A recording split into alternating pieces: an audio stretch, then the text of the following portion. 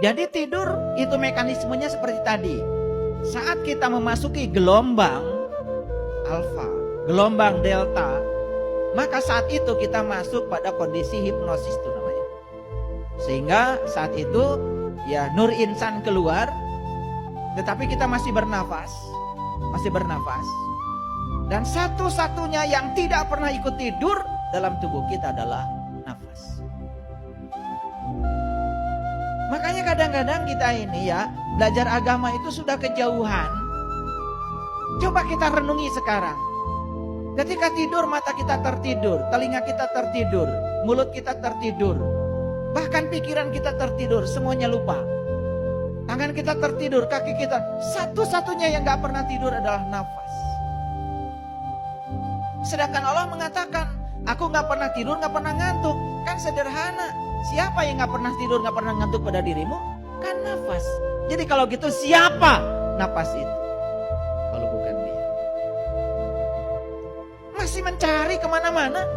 Padahal kita setiap hari bernafas. Makanya semua orang-orang belajar kesadaran yang diberdayakan nafas. Fokuskan pikiran pada nafas, sadari nafas, sadari masuknya, sadari keluarnya. Orang-orang belajar kesadaran dimanapun seluruh dunia. Begitu caranya. Kenapa kita selama ini menyadari nafas saja tidak punya waktu? Padahal nafas adalah segalanya. Nafas adalah kekayaan yang luar biasa yang diberikan Allah kepada kita. Karena apa? Begitu hari ini kita berhenti bernafas, semua yang disebut milik kita berpindah tangan dalam sekejap. Bukankah bernafas itu adalah kekayaan yang luar biasa? Kenapa kita merasa tidak punya apa-apa?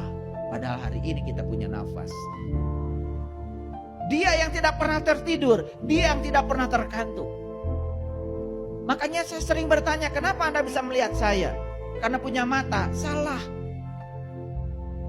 Orang mati juga punya mata, tidak bisa melihat.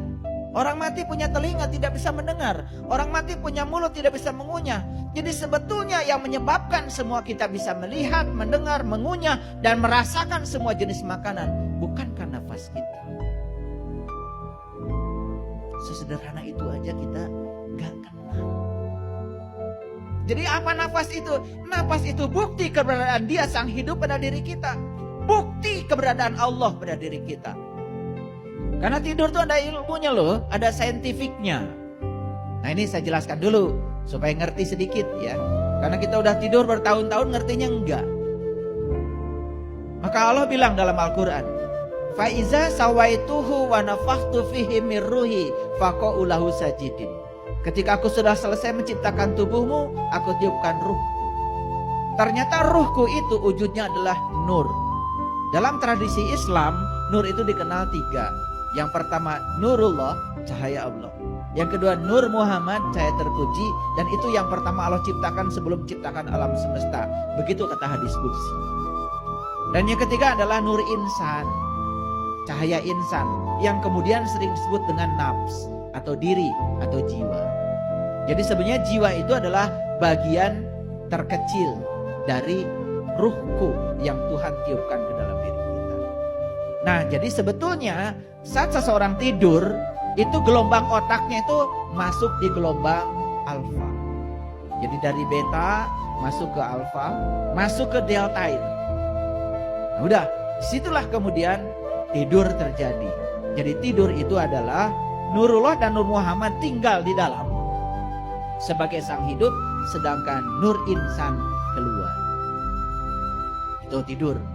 Jadi bangun tidur berarti Nur Insan kembali lagi memanunggal dengan yang 3. Ini saintifiknya tidur. Karena banyak yang gak ngerti tidur itu apa.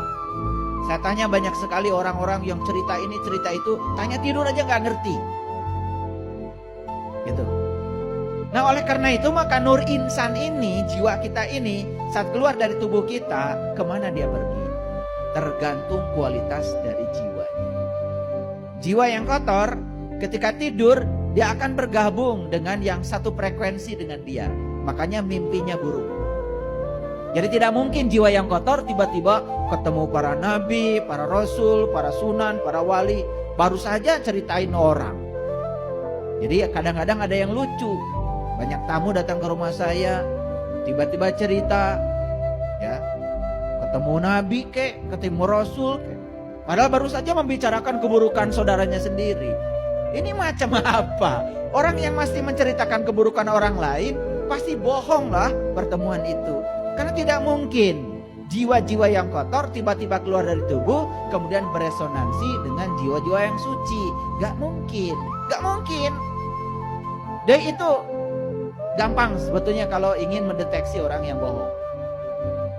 Jadi kalau hari ini tidur kita masih gelisah, panjang tidurnya, kemudian masih mimpi yang buruk, itu tanda bahwa jiwa kita masih kotor. Itu aja. Gimana dengan ibadah yang sebanyak itu kita lakukan? Ya iya, ibadahnya pun dilakukan dalam keadaan tidak sadar. Kelihatan saja kamu sibuk, padahal kamu tuh tidur. Makanya papatah leluhur kita di tanah Priangan ini, maneh sing bisa ngahudangkeun kanu sare. Jadi ngahudangkeun kanu sare artinya bukan orang yang sedang tidur secara fisik dibangunkan, bukan itu. Yang paling penting adalah orang-orang yang kelihatan sudah bangun pada sesungguhnya dia masih tidur.